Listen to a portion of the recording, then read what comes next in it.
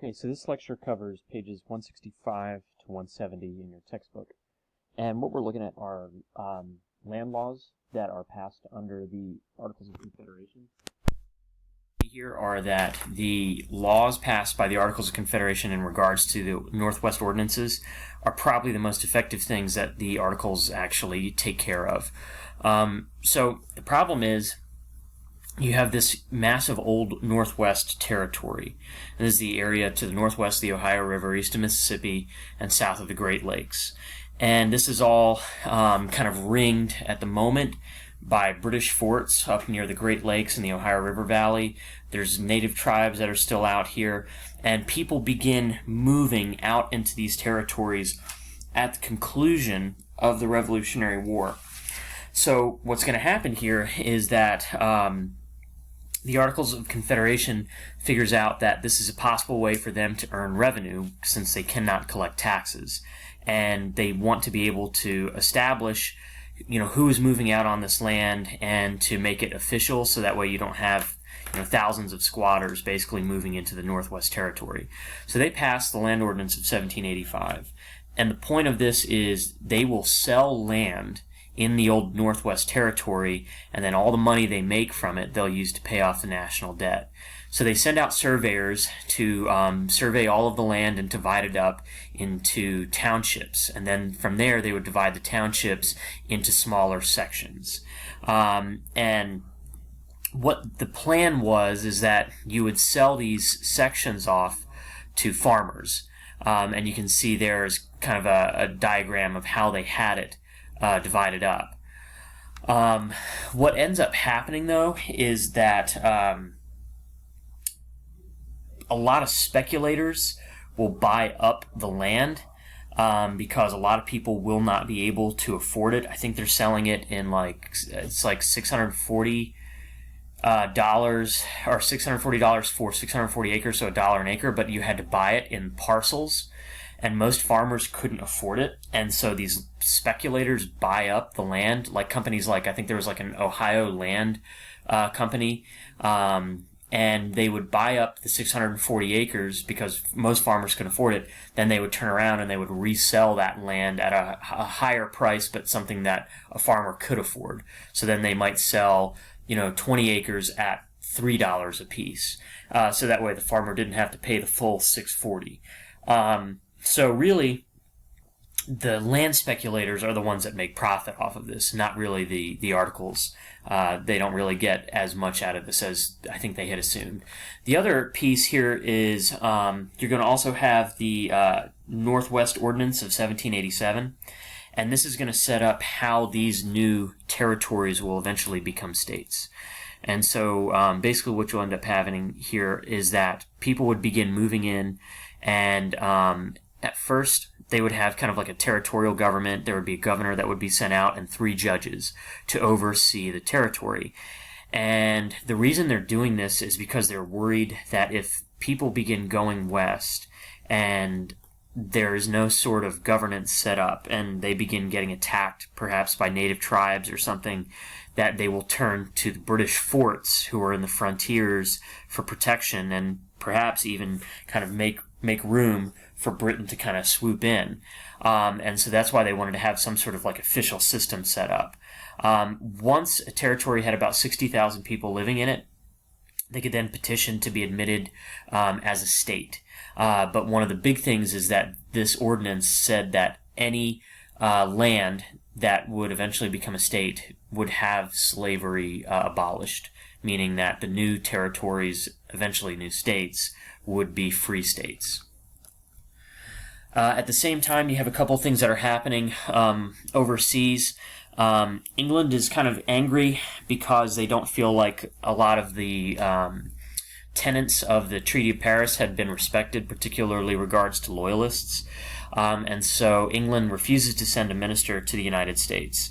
They also are not going to negotiate any sort of commercial trade treaties, and they don't repeal the navigation laws. And if anything, they will actually kind of get a little more strict with their navigation laws.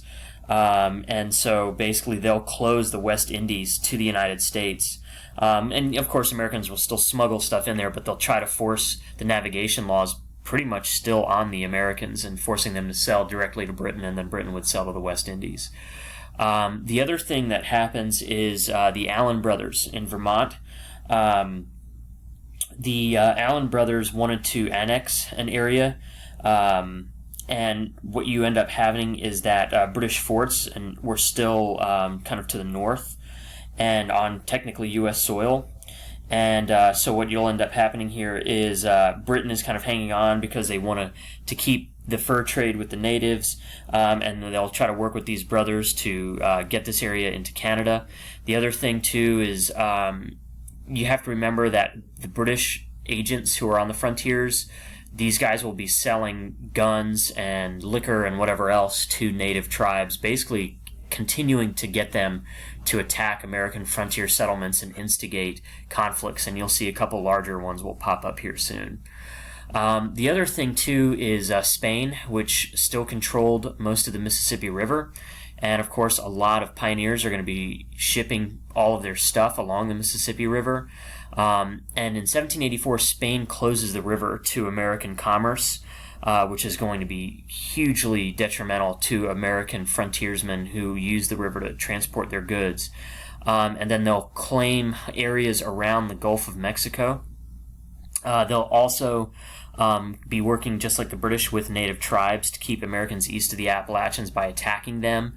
And so what you'll end up having here is that even though America is now an independent nation, there are still a lot of problems on the actual, the borders, and that they really don't have a whole lot of control yet of the frontier. And you can see there is kind of where these tribes are attacking and where the Spanish and the British are still controlling compared to what we controlled. France, they're kind of an interesting character here because the French,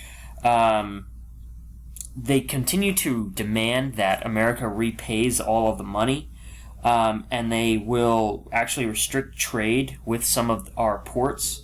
But at the same time, they still remain kind of our primary ally.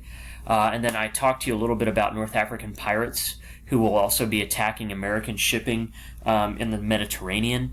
And we really don't even have a navy to combat them. And we don't have money to pay bribes. So pretty much we're at the mercy of these pirates in the Mediterranean. Shays' Rebellion, don't feel like we have to really talk about this because you watched the documentary piece in class, and you understand kind of the implications of it and why it was important. And basically just remember that with Shays' Rebellion, it kind of points out the weaknesses of the Articles.